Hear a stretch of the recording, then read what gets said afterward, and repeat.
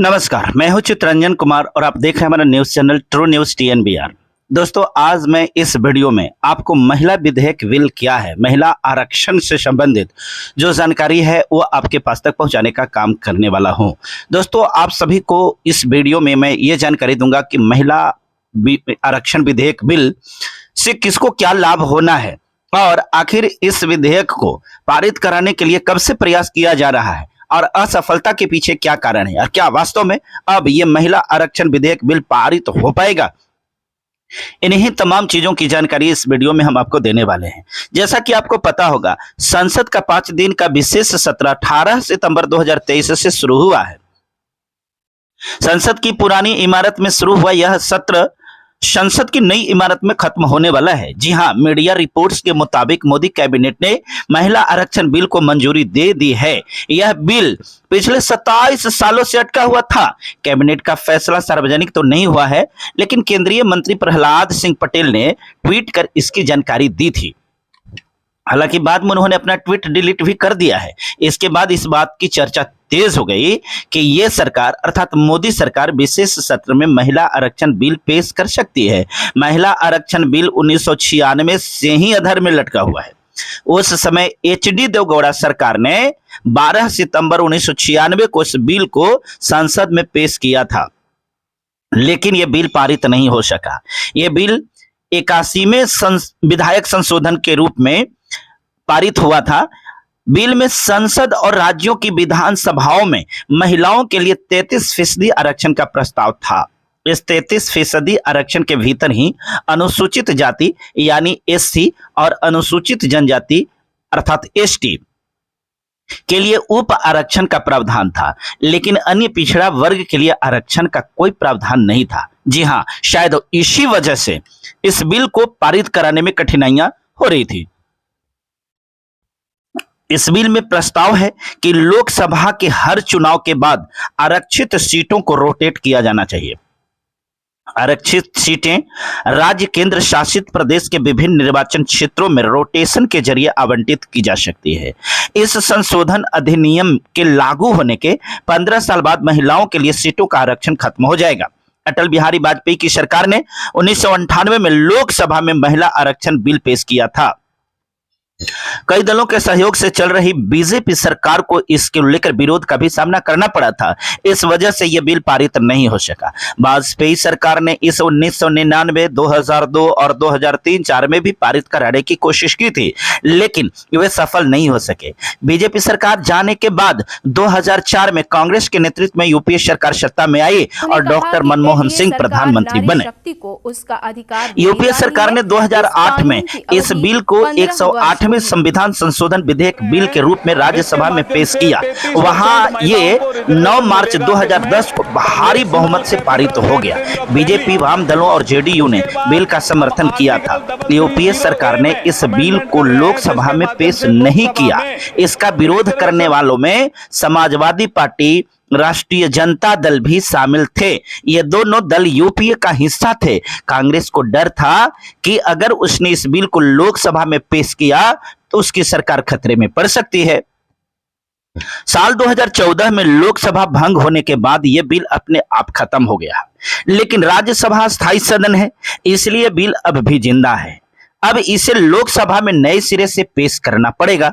अगर लोकसभा से पारित कर दें तो राष्ट्रपति की मंजूरी के बाद यह कानून बन जाएगा। अगर यह बिल कानून बन जाता है तो 2024 के चुनाव में महिलाओं को 33% आरक्षण मिल जाएगा। इससे लोकसभा की हर तीसरी सदस्य एक महिला होगी। जी हां, इस चीज पर ध्यान दीजिए। इसमें खासियत यह है कि अगर ये महिला आरक्षण बिल पारित हो जाएगी तो लोकसभा की हर तीसरी सदस्य एक महिला होगी। साल 2014 में सत्ता में आई बीजेपी सरकार ने अपने पहले कार्यकाल में इस बिल की तरफ ध्यान नहीं दिया। नरेंद्र मोदी ने अपने दूसरे कार्यकाल में इसे पेश करने का मन तो बनाया। हालांकि उसने 2014 और 2019 के घोषणा चुनाव पत्र में 33% महिला आरक्षण का चुनावी वादा भी किया था, अर्थात कह सकते हैं कि लॉलीपॉप भी दिखलाया था, परंतु मुंह से सटा करके छीन लिया। इस मुद्दे पर उसे मुख्य विपक्षी पार्टी कांग्रेस का भी समर्थन तो हासिल था ही। कांग्रेस संसदीय दल के नेता सोनिया गांधी ने 2017 में प्रधानमंत्री को चिट्ठी लिखकर इस बिल पर सरकार का साथ देने का आश्वासन भी दिया था, परंतु उस समय तक ये महिला आरक्षण बिल पारित नहीं करा पाए, अर्थात प्रस्ताव नहीं लेकर के आए। शायद हो सकता है उनके लिए यह उचित समय नहीं था, परंतु अब चूंकि 2024 का लोकसभा का चुनाव है, इसलिए इस बिल को पारित कराने का मन बनाया गया है। जी हां, यही कांग्रेस अध्यक्ष बनने के बाद राहुल गांधी ने 16 जुलाई 2018 को प्रधानमंत्री को पत्र लिखकर महिला आरक्षण बिल पर सरकार को अपनी पार्टी के समर्थन की बात दोहराई भी थी, अर्थात उनको दोबारा समर्थन देने की बात बीजेपी को कहा गया था। 18 सितंबर 2023 को कैबिनेट की बैठक में महिला आरक्षण बिल को मंजूरी मिलने की बात सामने आने के बाद कांग्रेस ने इस मुद्दे को उठाया और कांग्रेस ने कहा कि बहुमत होने के बाद भी प्रधानमंत्री नरेंद्र मोदी लोकसभा में इस बिल को पारित कराने का कोई प्रयास नहीं किया, जबकि इसने अपनी चुनावी एजेंडा में भी, चुनावी मैनिफेस्टो में भी इसका वादा किया है। दोस्तों, कांग्रेस ने विशेष सत्र में इस बिल को पारित कराने की मांग की है। विशेष सत्र से पहले सरकार ने सर्वदलीय बैठक बुलाई थी। इसमें कांग्रेस की बीजू जनता दल और भारत राष्ट्र समिति और अन्य दलों ने महिला आरक्षण विधेयक को संसद में पेश करने पर जोर दिया था। इस समय लोकसभा में 82वें और राज्यसभा में 31 महिला सदस्य हैं, यानी कि लोकसभा में महिलाओं की भागीदारी 15% और राज्यसभा में 13% है। 1975 में जब इंदिरा गांधी प्रधानमंत्री थी तो टुवर्ड्स इक्वालिटी नाम की एक रिपोर्ट आई थी। इसमें हर क्षेत्र में महिलाओं की स्थिति का विवरण दिया गया था। इसमें महिलाओं के लिए आरक्षण की भी बात की गई थी। इस रिपोर्ट को तैयार करने वाली कमेटी के अधिकतर सदस्य आरक्षण के खिलाफ ही थे। वही महिलाएं चाहती थी कि वो आरक्षण के रास्ते में नहीं बल्कि अपने बलबूते राजनीति में आए। राजीव गांधी ने अपने प्रधानमंत्री काल में 1980 के दशक में पंचायत और स्थानीय निकाय चुनाव में महिलाओं को 1/3 आरक्षण दिलाने के लिए विधेयक पारित करने की कोशिश की थी, लेकिन राज्य की विधानसभाओं ने इसका विरोध किया। उनका कहना था कि इससे उनकी शक्तियों में कमी आ जाएगी, अर्थात महिलाओं की शक्तियों में कमी आ जाएगी। पहली बार महिला आरक्षण बिल को एच.डी. देवगौड़ा सरकार ने 12 सितंबर 1996 को पेश किया था। सरकार ने 81वें संविधान संशोधन विधेयक के रूप में संसद में महिला आरक्षण विधेयक पेश किया। इसके तुरंत बाद देवगौड़ा सरकार अल्पमत में आ गई।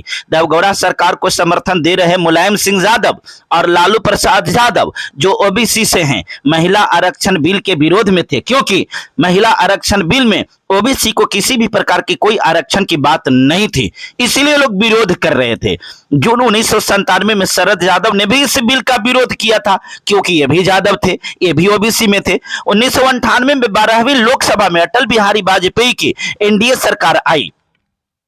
इसके कानून मंत्री एन थम्बदुरई ने महिला आरक्षण बिल को पेश करने की कोशिश की, लेकिन सफलता नहीं मिली। एनडीए सरकार ने 13वीं लोकसभा में 1999 में दोबारा महिला आरक्षण बिल को संसद में पेश करने की कोशिश की, लेकिन तब भी कोई सफलता हाथ नहीं लगी। बीजेपी सरकार ने 2003 में एक बार फिर महिला आरक्षण बिल पेश करने की कोशिश की, लेकिन प्रश्नकाल में ही जमकर हंगामा हुआ और बिल पारित नहीं होने पाया।